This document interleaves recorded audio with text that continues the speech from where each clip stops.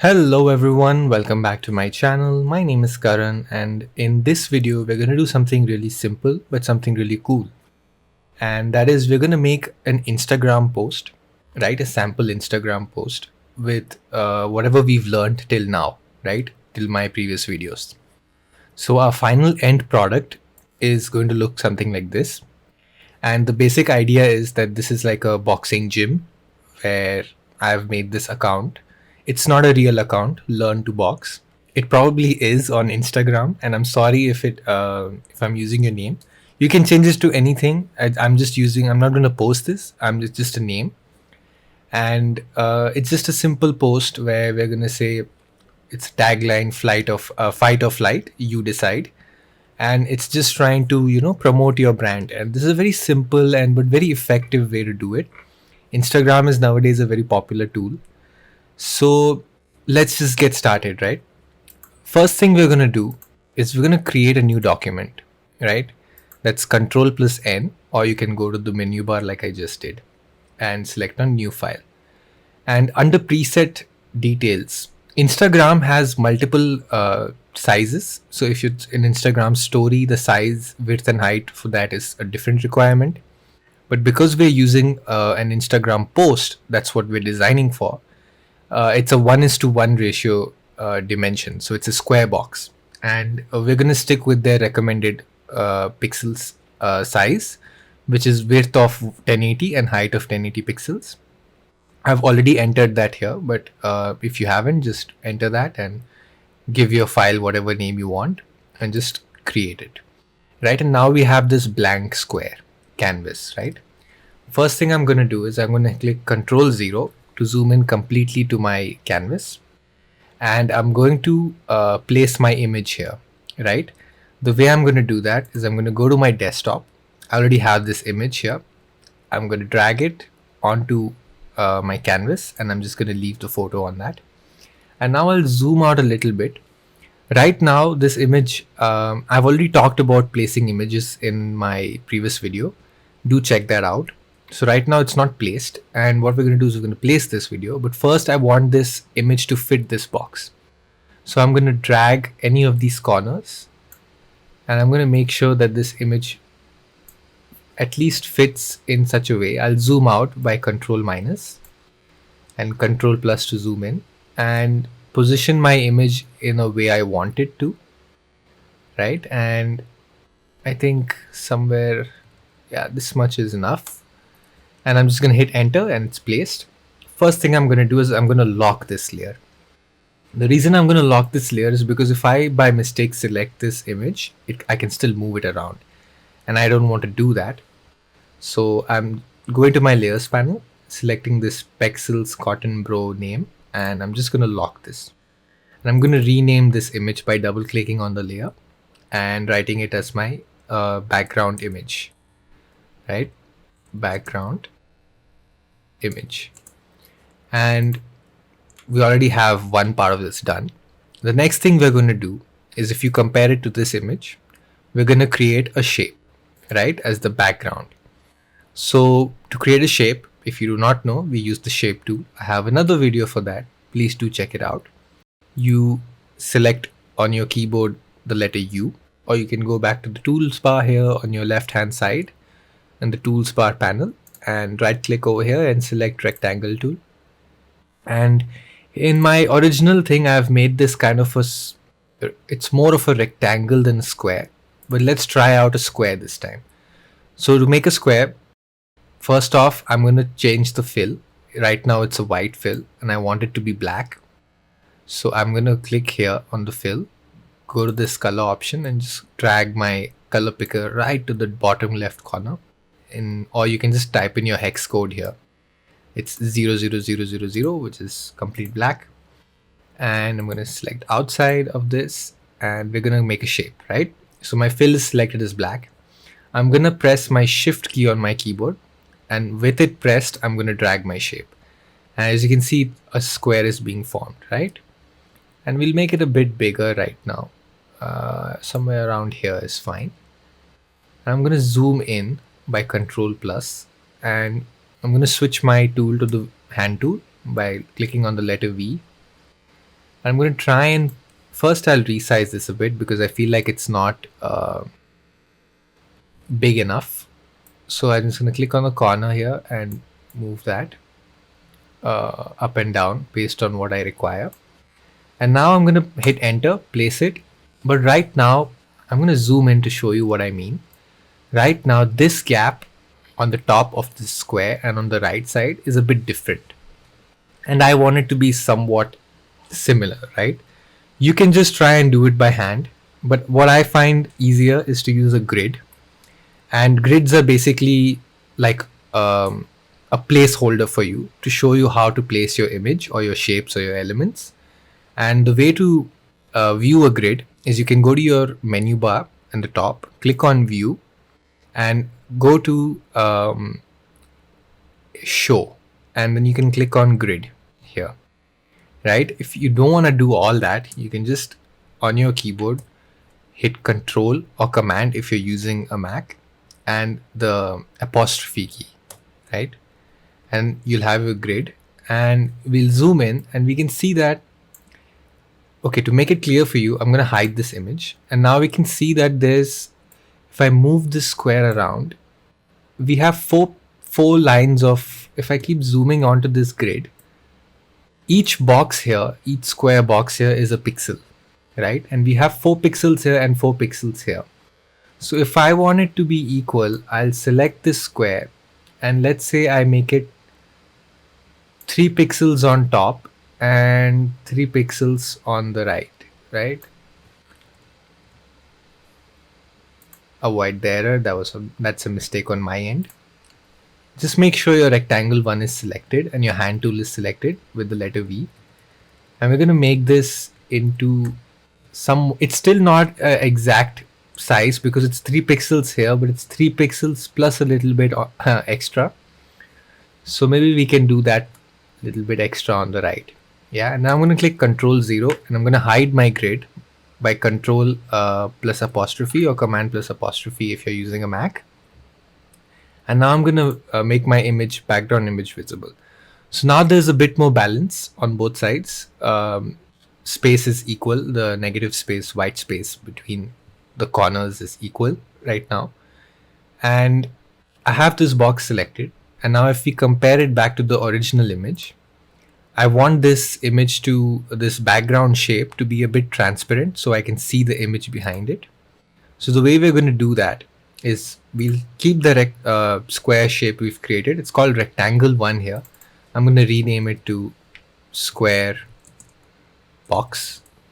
And you can go to your opacity here and just, if you click on the drop down arrow to the opacity, you can move this slider around, and somewhere around 55 should be enough. You can see the image. If you still want to compare it, you can, it's up to you, but I think 55 is enough for me right now. And the next thing we're going to do is we're going to go to our type tool, which is shortcuts T on your keyboard, or on your toolbar it's this letter T, and I'm going to right click on it and select my horizontal type tool, and I'm going to write my tagline, which is fight or flight, right? And fight or flight, and I'm going to choose my font. So because this is a boxing gym kind of an idea, I want the font to be bold and really big and black, right? So go for a font that has a very heavy option and tries to send you the message so that the person viewing this image end of the day on Instagram gets the message, you know, that yeah, this is a gym, and their message of fight or flight should really connect with your target audience. So I'm going for this really, all my letters are caps lock right now. They're in big caps, and they're right now the font I have selected is Impact. I think this is not a regular font available. I'm not sure, but if it is for you, you guys can just do that. And it's right now on 52 pixels. I'll make it 55 by dragging the, in my options bar, by just dragging the arrow. If you don't know how to do that, I've shown this in a previous video as well, but just as a refreshing memory, just to refresh it, for you guys. I'm gonna go over these double two T's and just move them left and right till I can see the number. It's 55 pixels. But what I forgot to do was I forgot to select all my text. So I want all the text to be 55 pixels, 55 points, I'm sorry. And then I'm going to select my move tool so as to deselect the text. And with my text layer selected, I'll just move it around somewhere here. And then I'm going to select my type tool. I hit the letter T on my keyboard. And I'm going to write the next line, which is you decide, right? This is also in all caps. But if you compare it to the original document, this is a bigger text, right? So we're going to make that look bigger. And how I'm going to do that, I'm just going to select you decide, and I'm going to go to my characters option. If you don't have it, you can go to your menu bar, window, and select character. And this panel will pop up in your panel section. And I'm going to increase the font from this drop down this time. So maybe 60 or a little bit bigger than that. Let's go 65. As you can see, now that I've gone 66, 67 starts to break.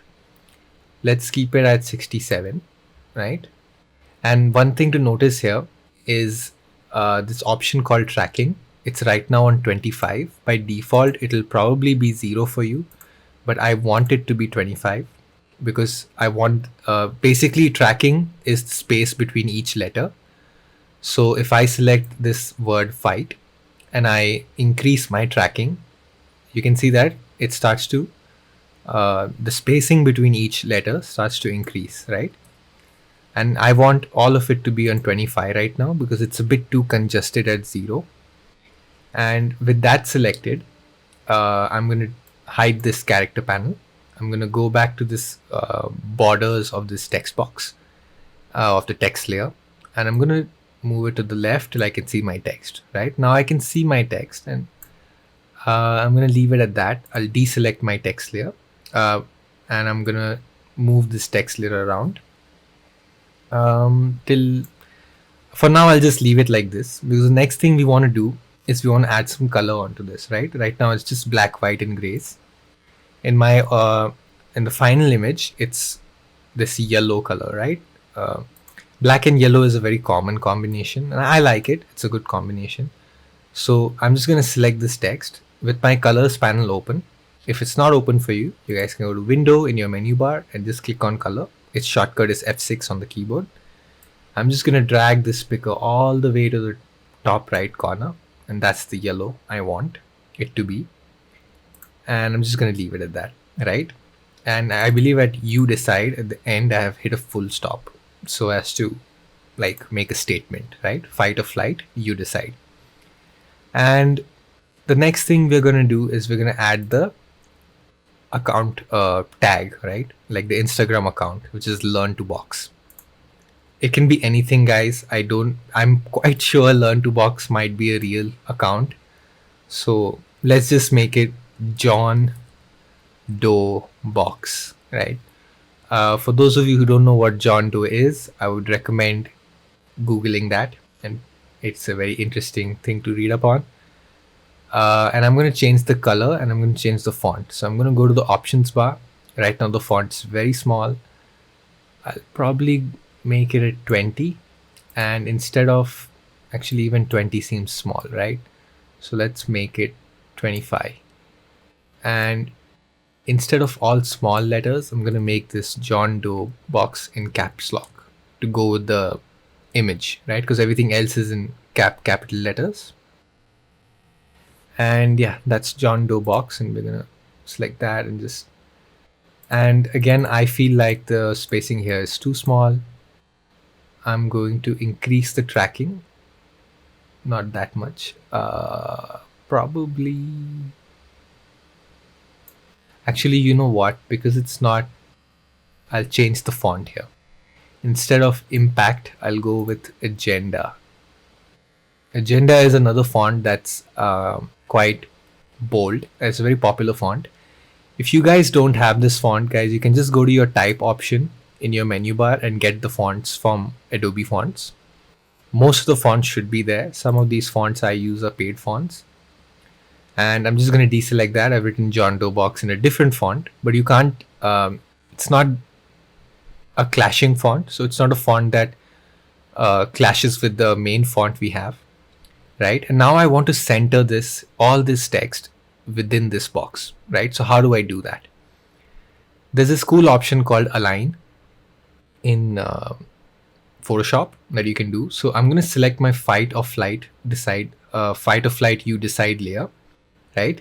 I'm going to select my move tool with the letter V on my keyboard, and I can do this manually by dragging this text box, and you'll see these purple lines, and they're just called smart guides to show you whether your text is centered or not, right? What I'm going to do instead is I'm going to select this, and I'm going to select my square box, and I'm going to select my John Doe box text layer as well by hitting Control and selecting each one individually, or Command if you're using a Mac. And I'm going to click on Control plus G or Command plus G if you're using Mac. And what that's going to do is that's going to group your layers. And as you can see now, it's grouped. It's written group 1. And I'm going to call this group text box group, right? It's important to name your layers and groups, guys, because if you ever have to rework on this image or on this file, you'll have a better idea of how you've placed your layers if you have them named. It's a good manner to have. It's a good thing to follow, and I would suggest if you do that, it's a good habit to have. And what I'm going to do now is I'm going to open this group, and I'm going to select my fight layer, this fight or flight text layer, and I'm going to select Control or Command on Mac and select my square box, the shape layer. And now I'll go to my align option in my options bar. It's right below your menu bar. And there are two options here. This one aligns your text horizontally, and this one will align your text vertically right at the center, right? This is at left, center, right, top, center, bottom, right? So first I want to center it within the square itself, and it might not look like anything's happened, but if I click on left, you can see that it's aligned left, right? I want it to be aligned to the center. So now it's horizontally centered. It's vertically centered, even though the option says horizontally. Right now it's horizontally centered in this box, right? Sorry for the confusion, guys. My mouth is all over the place today. And now I'm going to vertically align it, right? I'm just going to hit the vertical option. And as you can see, it's shifted. Photoshop automatically calculated the center of this and placed it according to that. So if I go on top, it'll go right at the top of the box. And if I vertically align it to the center, it's centered vertically, right? And now I'm going to do the same thing with just the John Doe box layer. So I'm going to select that in my text layers in my layer panel, and I'm going to select the shape layer. And I'm going to do the same thing. First, I'm going to align it horizontally to the center. And I'm not going to align it vertically because that would clash with the main text. And I'm just going to leave that as it is. And I'm going to deselect my text group. Click outside my canvas to deselect everything. And yeah, your image is done. It's ready to be posted on Instagram. If I compare it to the original, you can see that there's a bit more, the shape is a bit more bigger, a bit more rectangular. So we can do that as well. Let's do that. I think that will look better, right? I'll just select my shape layer, Control T to select, or Command T if you're on a Mac to select the whole shape. And then just take any of the corners and drag it around a little bit. And then we'll go to our grid by clicking Control or Command plus apostrophe on your keyboard. We're going to hide our background image, and we're going to make sure by zooming in, Control plus to zoom in, and space bar to get the hand icon to move your canvas around. And we're going to make sure that this is also 3 pixels wide. So right now it's a little less than 3, so let's make it equal, right? Yeah, this should be equal enough. I'm going to hit Control 0, make my background image visible, and Control or Command plus apostrophe to hide the grid. right? And yeah, now my spacing is a bit off again because the shapes become bigger. So we're going to realign everything. I'm going to select my fight layer as well as my square box in my layers panel, align it horizontally, then align it vertically, and do the same thing with my uh, tag layer, John Doe box, and my square box layer, and just align it horizontally. And that's it. You have an image that's ready to upload. Just a very simple image, but this is good practice, guys. So if you want to create your own Instagram posts, it's a great way to market yourself and create eye-catching posts. And it's such a simple thing that we've done. All we've done is had a grayscale colored image, and this image I've taken from Pexels. It's going to be in the description box below. So you can use this amazing image taken by this individual, and you can just create something just by creating 2 or 3 colors. So if you see the color scheme we have, it's black, gray, white, and yellow, right? Such a simple 4 color swatch, right? And that's all I have for today. I would suggest keep making such posts because I believe everybody has social media nowadays, and you can make a private account so nobody has to see what you've created. But it's always fun to create and then share your images with people. If you do create something, let me know. I have an Instagram ID. You can find that out on my YouTube link. It'll be in the description box, and you can tag me on those images, and you can share those images with me. And it'll be great to see what you guys come up with. So yeah, that's all I have for today. That's all I have for this video. If you did like it, please do like the video. Hit that like button and subscribe, guys, if you find my content interesting. And let me know in the comments if there's anything special you want to learn about, anything specific, or what you want my next tutorial to be about. And I'll try and get that done. So thank you for watching, and stay tuned in for my next video, guys.